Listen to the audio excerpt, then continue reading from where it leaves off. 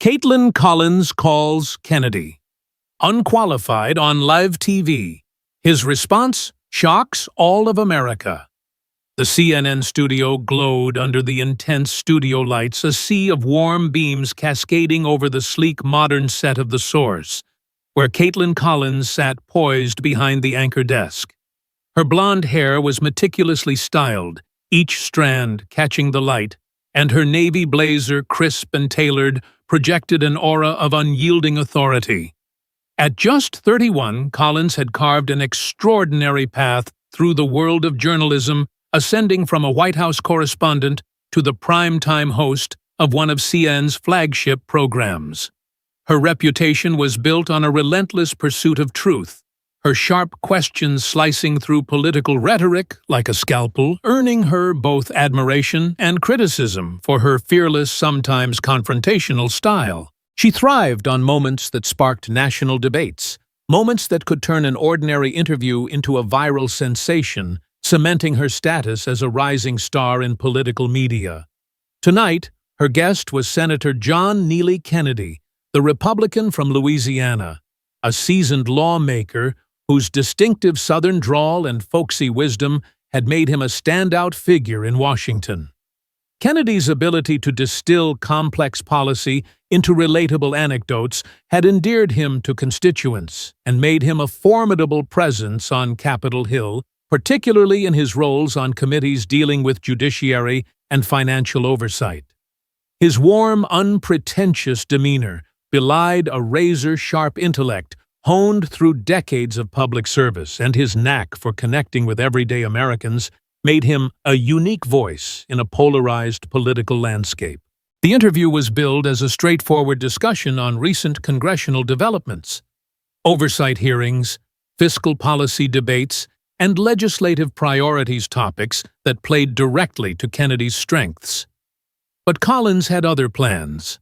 Her research team, eager to deliver a headline-grabbing moment, had prepared what they believed was a provocative angle, one that would challenge Kennedy's authority on the intricate legal and economic issues he often addressed. As the cameras rolled and millions of viewers tuned in across the country, the air in the studio crackled with anticipation, the kind that precedes a moment destined to be replayed and dissected for days to come. Collins leaned forward, her eyes locked on Kennedy with the intensity of a prosecutor preparing to deliver a cross-examination. "Senator Kennedy," she began, her voice carrying that signature blend of curiosity and skepticism honed over years of grilling high-profile figures. "You've been quite vocal on complex legal matters and economic policies in the Senate, issues that require a deep understanding of intricate systems. But when we look at your record, don't you think some might question whether you're fully equipped to address these issues with the depth they demand?" The words landed like a thunderclap, silencing the studio. The crew, camera operators, sound technicians, and floor managers exchanged subtle glances, their instincts telling them this was no ordinary exchange. Collins pressed on undeterred, her confidence buoyed by what she believed was airtight research. She cited unnamed legal and financial experts who she claimed had expressed doubts about Kennedy's grasp of nuanced constitutional precedents and fiscal complexities, suggesting his experience might fall short of the expertise required for such high-stakes discussions. "I mean," she continued, her tone sharpening, "when we talk about things like constitutional law or multi-trillion-dollar economic frameworks, shouldn't the American people expect representatives with a more specialized background to lead those conversations?" The question was loaded, designed to provoke, and Collins leaned back slightly, a faint smirk playing at the corners of her mouth, as if she could already see the headlines taking shape. Behind the scenes, producers huddled around monitors, their pulses quickening as they sensed the interview veering into uncharted territory. The shift from routine policy talk to a direct challenge was palpable, and the control room buzzed with the realization that this could be a defining moment for The Source. Kennedy, however, remained utterly composed, his face betraying no hint of surprise, or discomfort. He adjusted his glasses with a deliberate, almost leisurely motion. His posture relaxed, yet attentive, like a seasoned captain steadying a ship in choppy waters. His eyes, warm but piercing, met Collins's gaze, and a faint smile tugged at his lips, the kind that suggested he'd seen this play before and knew exactly how to respond. "Pardon me, Ms. Collins," he said, his Louisiana drawl rolling out like a slow, steady river. "Could you run that by me one more time? I just want to make sure I'm hearing you right." The request was polite, almost deferential, but there was a glint in his eye that hinted at something more, a strategic pause, a moment, to let the weight of Collins's question settle before he dismantled it. The studio crew, trained to catch every nuance, noted the subtle shift in dynamics. Kennedy wasn't rattled. He was recalibrating, preparing to turn the tables with the same calm precision he'd brought to countless Senate hearings. Collins, interpreting his request as a sign of hesitation, seized the opportunity to double down. "Of course, Senator," she replied, her voice tinged with a touch of triumph. "I'm saying that given the complexity of the issues you speak on, legal frameworks, economic policies, some experts we've consulted question whether your background provides the depth needed to lead these discussions with authority. Isn't it fair to ask if the American people deserve representatives with more specialized credentials?" She punctuated the question with a raised eyebrow, confident that her research had given her the upper hand. What she didn't realize was that she had just stepped into a trap of her own making, underestimating a man whose career was built on turning complex ideas into practical solutions, all while connecting with people in a way that felt genuine and unforced. Kennedy let out a soft chuckle, a warm, folksy sound that seemed to fill the studio with a momentary lightness, disarming the tension like a breeze through a Louisiana oak grove.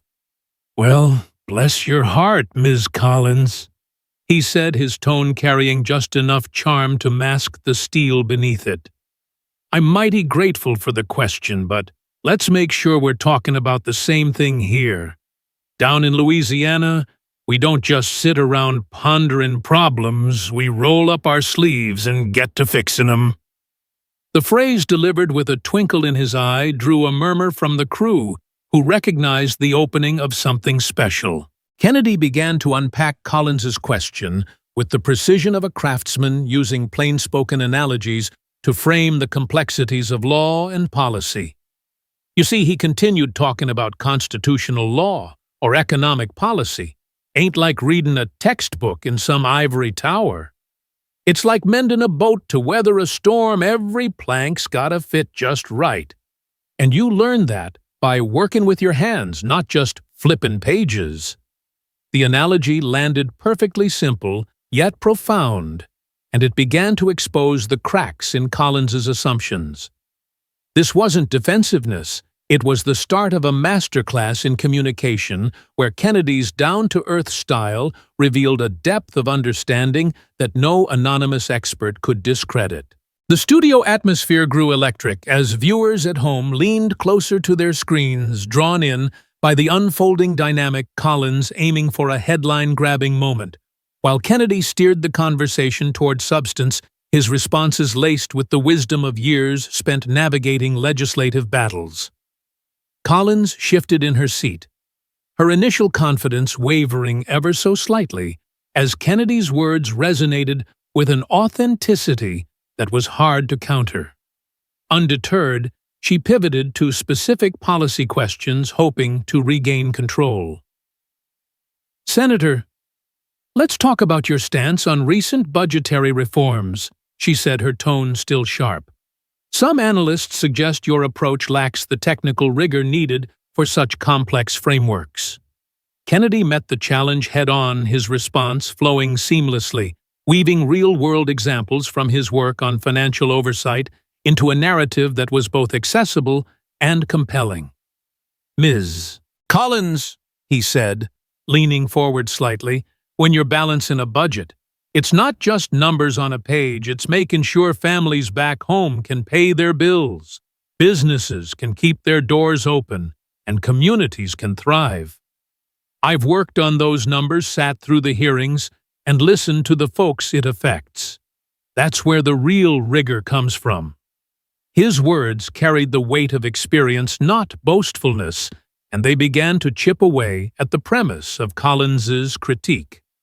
The exchange was building toward something unforgettable, with Kennedy's calm authority, transforming a potential ambush into a platform for insight.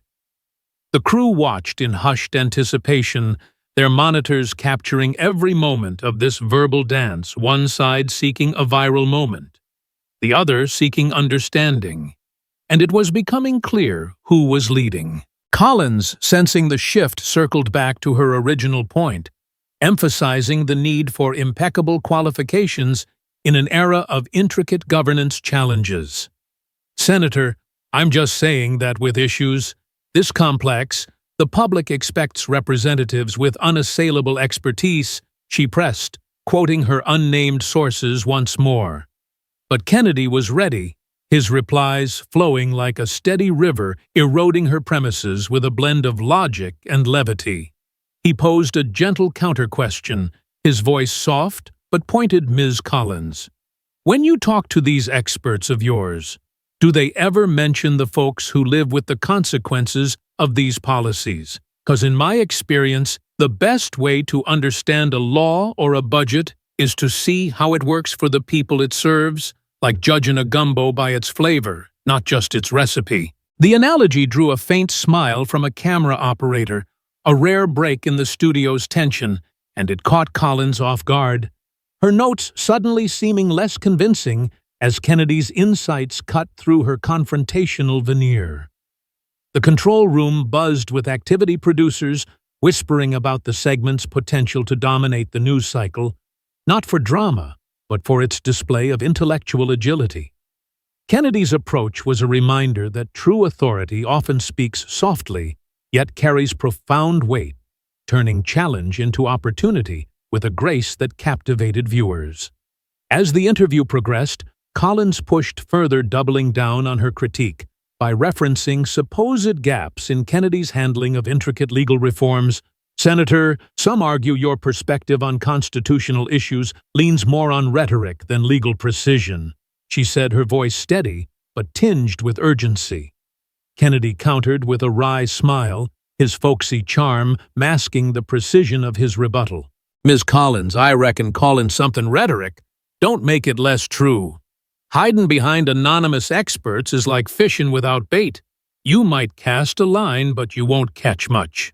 The quip landed perfectly, drawing a ripple of amusement from the crew, while underscoring his point. Anonymous sources couldn't outweigh lived experience. The studio lights seemed to burn brighter, the air thick with expectation, as Kennedy expanded on his views, always tying back to the core of serving constituents. Collins, adapting on the fly, threw in pointed questions about economic policies, hoping to regain footing. But Kennedy's responses remained seamless, showcasing expertise without arrogance. It was a verbal dance, one side chasing headlines, the other fostering understanding, and Kennedy was clearly in command. Viewers felt the momentum build, his steady assurance reshaping the narrative in ways no script could predict. The essence of this opening chapter was contrast youthful ambition versus seasoned wisdom, setting a riveting stage for what was to come. As Collins wrapped her initial barrage, Kennedy's eyes twinkled with knowing confidence, ready to delve deeper. His presence a beacon of resolve in the whirlwind of modern media. The nation watched captivated as a routine interview transformed into something extraordinary. All because one senator refused to be rattled, choosing instead to educate and engage with grace. As the tension in the CNN studio reached a boiling point, Senator John Neely Kennedy leaned forward slightly, his folksy smile never fading, but his eyes, sharpening with the focus of a man who had spent years dissecting policy in Senate chambers. Collins, still riding the wave of her initial challenge, pressed on with what she thought was a winning follow-up. "Senator, to be more specific," she said, her voice steady but insistent. "Your comments on judicial reforms and financial regulations often come across as more anecdotal than analytical. Experts I've consulted suggest that without a more rigorous technical foundation, such views might not hold up under scrutiny. Don't you agree that the American people deserve leaders with deeper, specialized knowledge in these areas?" The question was meant to corner him, to force a defensive response that could be clipped and shared as a viral soundbite. But Kennedy, ever the master of turning the tide, responded with a measured chuckle that echoed through the quiet studio. "Ms. Collins," he drawled, his Louisiana accent wrapping around each word like a comforting blanket, "I reckon you're fixin' to paint a picture here, but let's add some color to it. You see, expertise ain't just about stacking degrees on a wall. It's about getting your hands dirty in the real world, like a farmer knowing his soil better than any book could teach."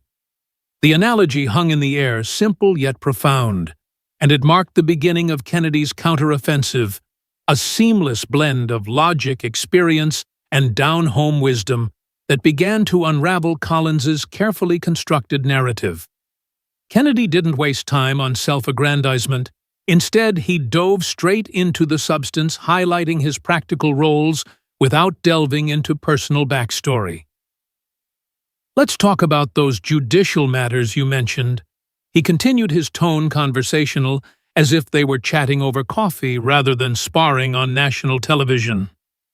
"In my work on the Senate Judiciary Committee, I've been right in the thick of confirmations, oversight hearings, and crafting legislation that shapes our courts. I've questioned nominees on everything from constitutional interpretations to criminal justice reforms, always with an eye toward what works for everyday folks. Ensuring the law serves justice, not just jargon." He paused briefly, letting the weight of his involvement sink in his words, painting a picture of hands-on engagement rather than abstract theory. Collins interjected, trying to steer back to her point. "But Senator, some say your approach lacks the depth of legal scholarship needed for such complexities." Kennedy nodded politely, acknowledging her without conceding ground. "Well, now scholarship's fine and dandy, but let's not forget the practical side. On financial regulations, through my position on the Banking Committee, I've delved into everything from consumer protections to economic stability measures. I've helped shape bills that address real crises, like ensuring banks play fair so small businesses and families don't get squeezed. It's like tuning an engine.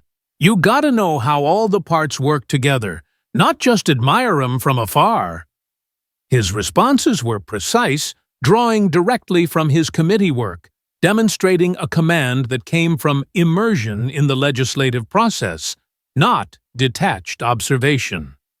The studio crew positioned around the set could feel the shift. What started as Collins's ambush was morphing into Kennedy's showcase. He transitioned smoothly, turning the mirror on her with a gentle but pointed question.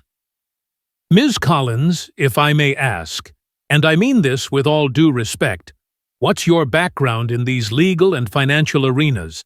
Have you sat through the marathon hearings, negotiated the amendments, or seen how these policies play out in communities like mine, back in Louisiana?" The inquiry was delivered without malice, his voice warm and inviting, but it landed like a subtle thunderbolt, exposing the asymmetry in their expertise.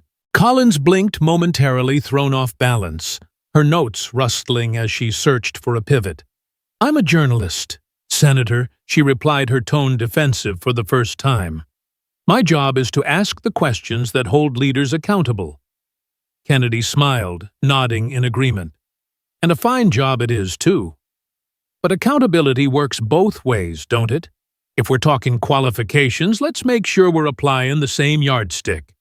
I've been in the trenches of legislation, working on laws that affect millions, from judiciary oversight to fiscal responsibility.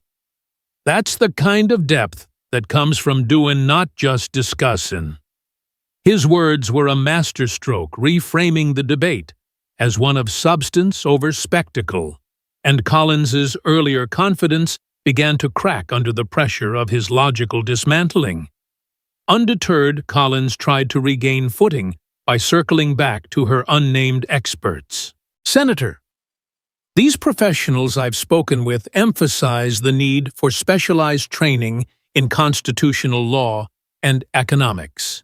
Kennedy's response was swift and laced with another folksy metaphor that cut to the heart of her argument. Ah, those experts, bless 'em. But hiding behind folks whose names we don't know is like playing poker with your cards face down. It might feel safe, but it don't win many hands. Why not name 'em so we can have a real conversation?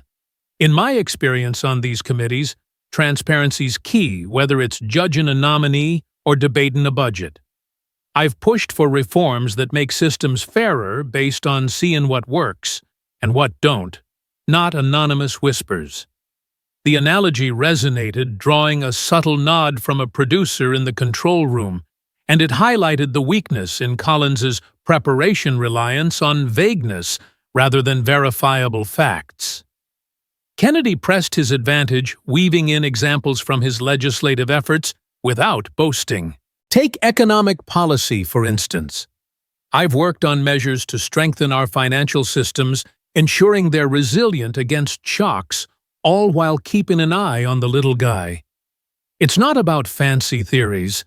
It's about results like making sure credit flows to Main Street, not just Wall Street. His delivery was calm, his logic unassailable, turning the interview into a clinic on effective communication. As the minutes ticked by, Collins's discomfort became more apparent. She shifted in her chair, her questions growing less aggressive and more tentative. Senator, perhaps we can discuss specific bills where your input has been questioned. Kennedy met her gaze steadily, his response ready. Gladly. In my role, I've contributed to legislation on everything from antitrust measures to banking oversight, always advocating for balance and fairness. But let's flip it. What makes you the judge of what's qualified? As a journalist, you bring valuable scrutiny. But when it comes to crafting laws, that's where the rubber meets the road. And I've been driving that road for a good while. The counter was polite, yet piercing, underscoring her lack of direct experience in policy-making. The studio fell quieter still, the crew captivated by Kennedy's ability to deflect and redirect with grace. He continued using yet another analogy to illustrate his point. Think of it like cooking a pot of jambalaya. You can't just read the recipe. You gotta stir it, taste it, adjust it, based on what's in the kitchen. That's how I've approached my work, practical, adaptive, and always focused on serving the people. Collins opened her mouth to respond, but hesitated, her earlier momentum stalled by Kennedy's relentless logic and charm. The exchange had evolved into a full-fledged debate with Kennedy firmly in control. His responses not only defending his qualifications, but elevating the conversation to one about real-world impact. Ms. Collins, he said, leaning in with earnestness, the folks watching at home, they don't care about ivory tower debates. They want representatives who understand their struggles, who fight for policies that make a difference. Through my committee work, I've done just that, from judiciary reforms that uphold the rule of law to financial policies that promote stability and growth. His words carried an authenticity that resonated, making Collins's critiques seem increasingly superficial. She tried one last push. But, Senator, in an age of expertise, shouldn't we prioritize those with advanced credentials? Kennedy's reply was the nail in the coffin of her argument. Credentials are tools, not the whole toolbox. I've used mine to get things done, negotiating, compromising, and delivering for Louisiana and the nation. If we're questioning qualifications, maybe we ought to ask who's really prepared for this discussion. The question hung heavy. Collins's face flushing as the realization set in that her ambush had backfired spectacularly. The studio crew exchanged wide-eyed looks, knowing this moment would echo far beyond the broadcast Kennedy's poised counterattack, leaving an indelible mark on the interview. Kennedy wrapped his thoughts with a final unifying note, his voice steady and inclusive. At the end of the day, Ms. Collins, it's about serving the American people with integrity and common sense. That's what I've brought to my roles, and that's what guides me every day. The response was a perfect capstone, shifting the focus from confrontation to collaboration and leaving Collins scrambling for a transition. As the segment drew to a close, the senator's composure stood in stark contrast to her growing unease, his folksy intellect having turned the tables in a way that was both entertaining and enlightening. The nation glued to their screens had just witnessed a display of seasoned wisdom, prevailing over aggressive inquiry, setting the stage for the fallout that was sure to follow. As Senator John Neely Kennedy gathered his notes and stood up from the CNN set, offering a polite nod to the crew before exiting the studio, the airwaves were already buzzing with the echoes of their exchange. The interview, which had started as a routine policy discussion, but evolved into a riveting display of wit and wisdom, ended with Kennedy's final words hanging like a poignant reminder of what true public service looks like. Collins, still seated at the anchor desk, attempted to wrap up the segment with a composed summary, but her voice carried a subtle strain, a sign that the dynamic had shifted irrevocably in Kennedy's favor. Little did she know, the real storm was just beginning outside the studio walls. Within minutes of the broadcast, concluding social media platforms ignited like a wildfire across the digital landscape. X, formerly Twitter, was the epicenter, where users from all walks of life began sharing clips of Kennedy's folksy rebuttals, his analogies slicing through Collins's critiques with surgical precision. Hashtags like #KennedySchools, Collins, and #FolksyWisdom exploded in popularity, trending nationwide as people replayed the moments where Kennedy turned the tables with his signature charm and intellect. The first wave came from everyday Americans who appreciated Kennedy's down-to-earth style. A viral post from a small business owner in Louisiana read, "That's my senator." He just showed what real experience looks like: practical, no-nonsense, and always for the people. It garnered thousands of likes and retweets in mere hours, amplified by users sharing their own stories of how Kennedy's policies had impacted their lives. Memes flooded the feeds. One depicted Kennedy as a wise old fisherman reeling in a big catch with Collins's face on the hook, captioned, "When you bait the wrong senator." Another showed a split screen of Collins's confident start versus her flustered finish, overlaid with Kennedy's quote about judging a gumbo by its flavor. The humor was light-hearted, but pointed, highlighting the contrast between aggressive questioning and substantive response. Even across political lines, the praise poured in. A prominent Democratic commentator, typically at odds with Republican views, posted, "Disagree with Kennedy on policy all you want, but that was a masterclass in handling tough questions with grace and smarts." More politicians should take notes. Conservative voices naturally rallied stronger, with one radio host tweeting, "Kennedy just reminded us why he's one of the best, sharp as a tack, humble as pie." Collins got a lesson in Louisiana logic. The ripple effect spread to other platforms. On TikTok, young creators stitched together highlight reels, adding commentary like, "This is how you clap back without raising your voice, pure gold." One video featuring a dramatic reenactment of Kennedy's analogies amassed over 1 million views overnight, its creator dubbing it the folksy takedown. Instagram Reels followed suit, with influencers breaking down the interview's key moments, praising Kennedy's ability to make complex issues relatable.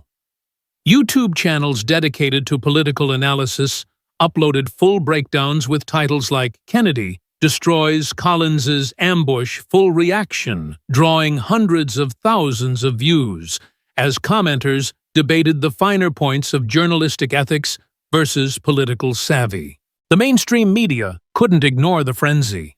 Fox News picked up the story almost immediately, running segments that lauded Kennedy's performance as a triumph of substance over style. Senator Kennedy showed why experience matters. One anchor said, turning what could have been a gotcha moment into a teaching opportunity. MSNBC, while more measured, featured panels discussing the interview's implications for media accountability. With one guest noting Kennedy's responses were a breath of fresh air, calm, factual, and engaging. It exposed the pitfalls of unprepared confrontation. International outlets chimed in too, with the BBC airing a piece on American political journalism, using the exchange as an example of how seasoned lawmakers can outmaneuver aggressive hosts. A French newspaper ran an op-ed questioning whether U.S. TV news prioritizes drama over depth, citing Kennedy's poised handling as a counterpoint. Back home, late-night shows jumped on the bandwagon. Hosts like Stephen Colbert dedicated monologues to the interview, quipping, "Kennedy didn't just respond, he served up a slice of humble pie with a side of Southern charm." Collins learned that you don't mess with a man who can out-analogy anyone. Saturday Night Live teased an upcoming sketch, promising impressions that captured Kennedy's drawl and Collins' surprise. The comedy wasn't mean-spirited. It celebrated the unexpected twist, turning the event into cultural fodder that transcended politics.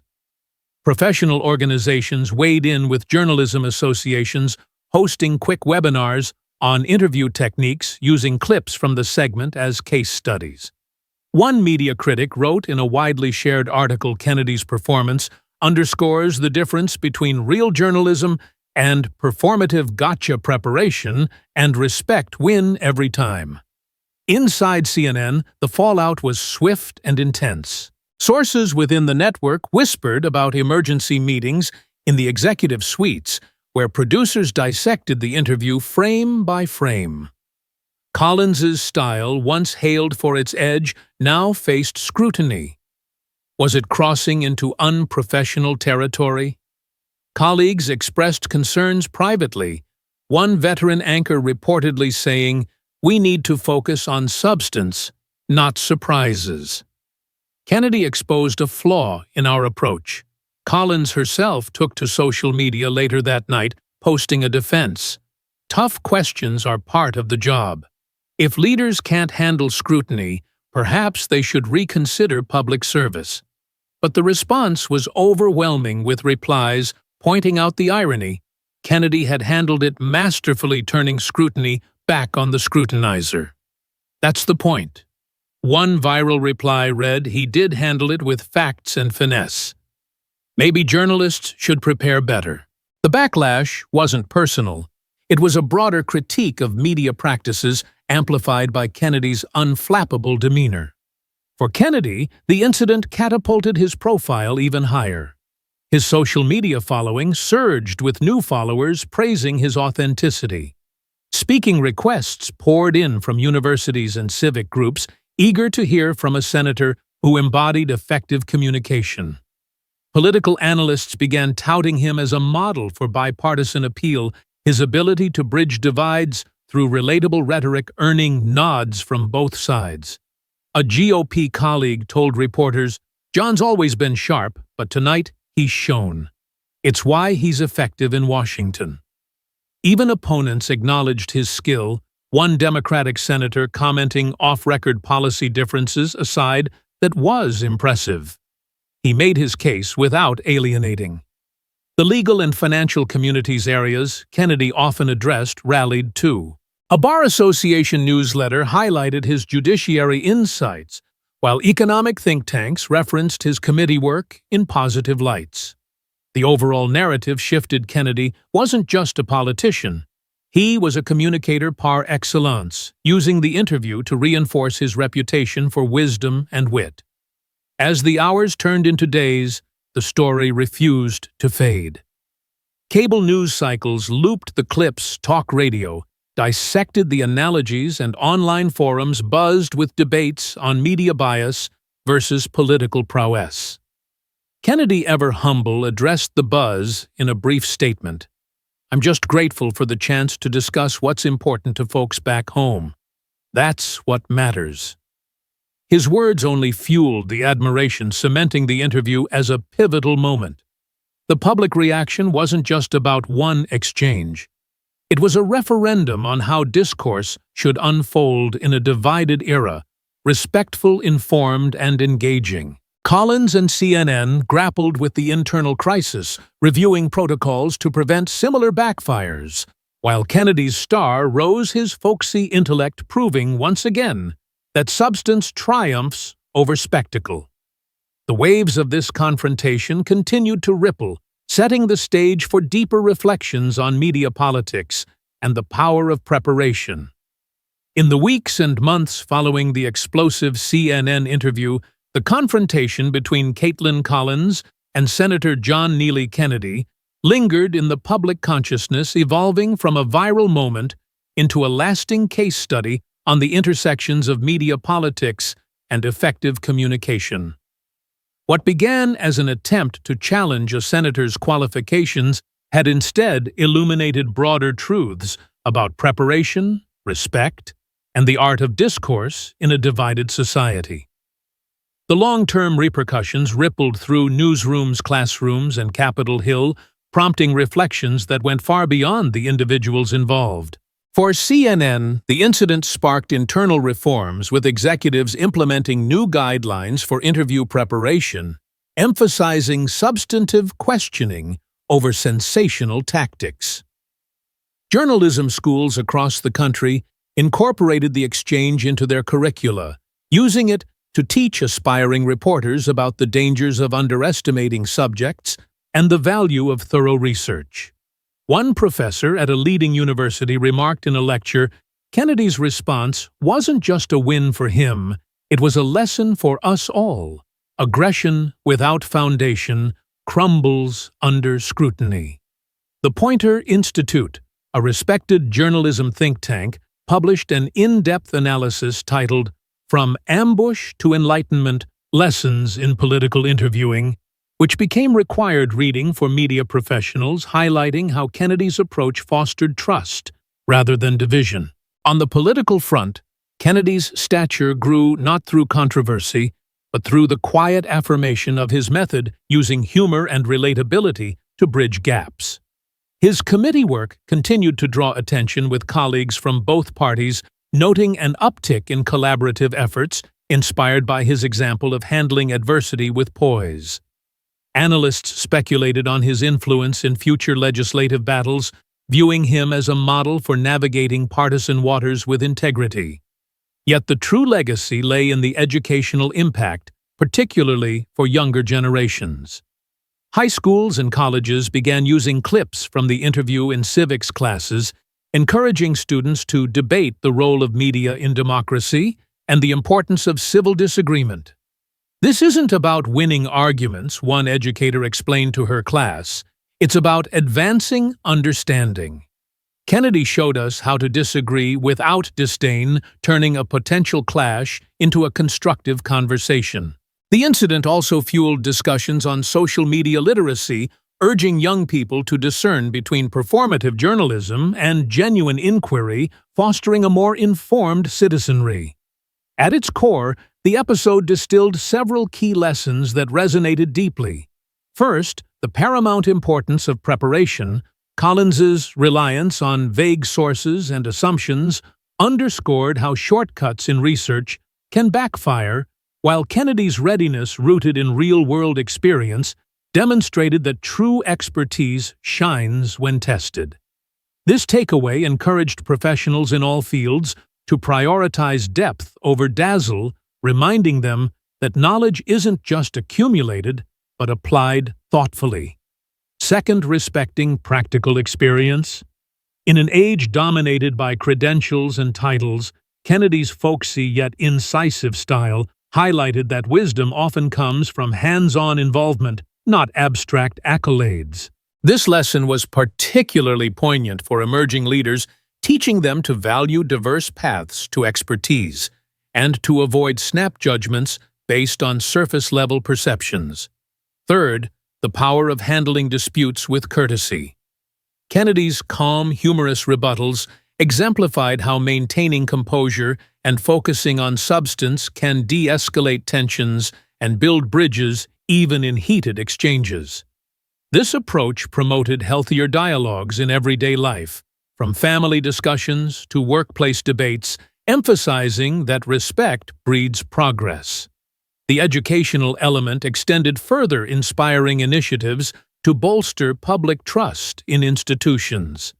Media outlets launched transparency campaigns, sharing behind-the-scenes prep work to humanize their processes, while political training programs incorporated modules on effective media engagement, drawing directly from Kennedy's playbook.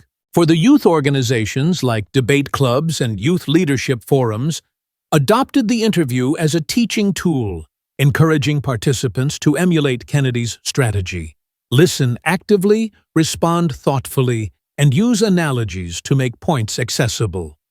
Learn from experience, avoid hasty assumptions, and always aim for dialogue over dominance became a mantra in these sessions, equipping the next generation with skills for a more cohesive society. Ultimately, the Collins-Kennedy clash served as a catalyst for positive change, reinforcing that in the arena of ideas, preparation, respect, and grace aren't just virtues. They're the foundations of meaningful advancement. As Kennedy himself reflected in a later appearance, "Folks, it's all about serving with sense and a smile. That's how we move forward together."